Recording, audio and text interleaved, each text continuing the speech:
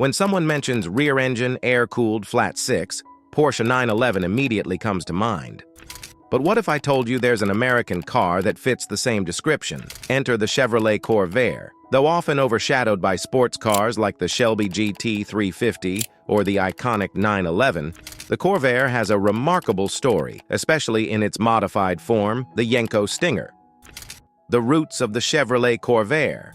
The Chevrolet Corvair wasn't born to be a sports car. Launched in 1960, it was GM's response to the compact car boom, designed to compete with the Volkswagen Beetle and other small imports.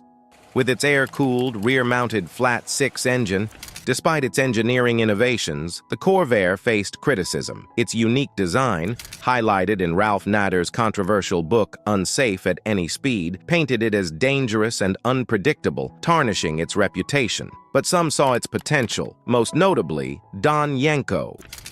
Don Yenko, visionary of American performance. Don Yenko was a name already synonymous with Chevrolet performance in the 1960s. A racer, engineer, and dealership owner, Yenko had a knack for transforming Chevrolet cars into world-class machines. The Yenko Camaros and Chevelles were dominating drag strips with raw power and speed. While the Chevrolet Camaro would eventually become his signature project, in the mid-1960s, the Camaro didn't yet exist.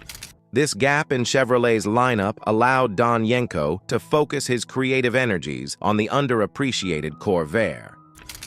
Spotting the potential of the second-generation Corvair. By 1965, Chevrolet had launched the second-generation Corvair, addressing many of the first model's shortcomings. This redesigned version featured sleek, modern lines, an independent suspension system, and improved handling characteristics.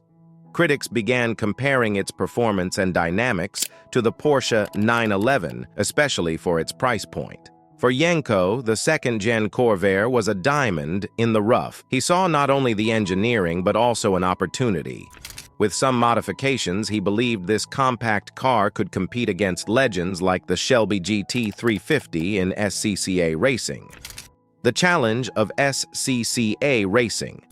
The SCCA presented a unique challenge for racers. To qualify a car for competition, manufacturers had to produce at least 100 road-going versions of the race car. This rule ensured fairness in the series, but it also posed a significant hurdle for custom builders like Yenko. He couldn't just create a handful of race-ready Corvairs. He needed to mass-produce them while maintaining their racing pedigree. From Corvair to Yenko Stinger. Yenko's transformation of the Corvair into the Yenko Stinger began with the sportiest model in the lineup, the Corvair Corsa.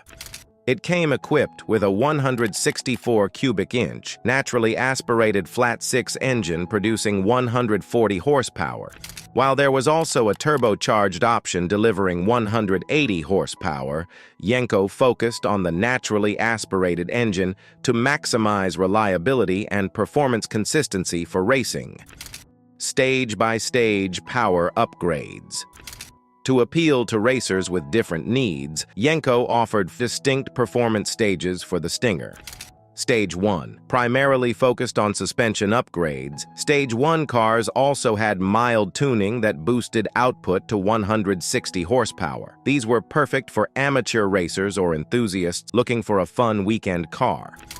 Stage 2. This version added performance cams, higher compression ratios, and advanced carburetors, upping the power to 190 horsepower. It provided a nice balance of streetability. Stage 3. For those ready to hit the track seriously, Stage 3 introduced forged pistons, ported heads, and an upgraded exhaust system to hit 220 horsepower. This version also incorporated further suspension tweaks for cornering precision. Stage 4, a purebred race car. Stage 4 models stripped away excess weight and incorporated all of Yenko's high-performance upgrades. These cars were rumored to produce close to 240 horsepower, a staggering amount for a car of its size and era. Suspension and handling enhancements. A significant part of the Yenko Stinger's transformation focused on its suspension system. Yenko upgraded the springs and shock absorbers, significantly reducing body roll and improving handling. A posi-traction rear differential ensured better grip during aggressive cornering, critical for the winding tracks of SCCA racing. Improved braking power.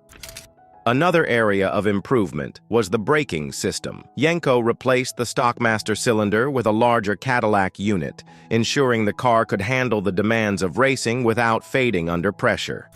Exterior and weight reduction. Visually, the Yenko Stinger was instantly recognizable. All cars came painted in white with blue racing stripes, giving them a bold, sporty appearance. Yenko also removed the back seats and installed lightweight fiberglass panels where necessary, further reducing weight to maximize performance. The Yenko Stinger's racing legacy. The Stinger's upgrades weren't just for show, they delivered on the track. In SCCA competition, the Yenko Stinger competed from 1966 to 1969 in a variety of events. Over its racing career, the Stinger participated in 22 races, clinching 3 first-place finishes and multiple podiums. For a car based on an economy platform, this was no small achievement. However, the Stinger faced stiff competition, not just from Shelby and Porsche, but also within GM's lineup. The end of an era. By 1969, the Corvair's production came to an end, as GM shifted its focus to more profitable models. In total, only around 100 Yenko Stingers were produced, making them a rare gem in automotive history. Despite their limited run, these cars left a lasting impact. Today, collectors highly value the Yenko Stinger, with pristine examples fetching upwards of $60,000 at auctions.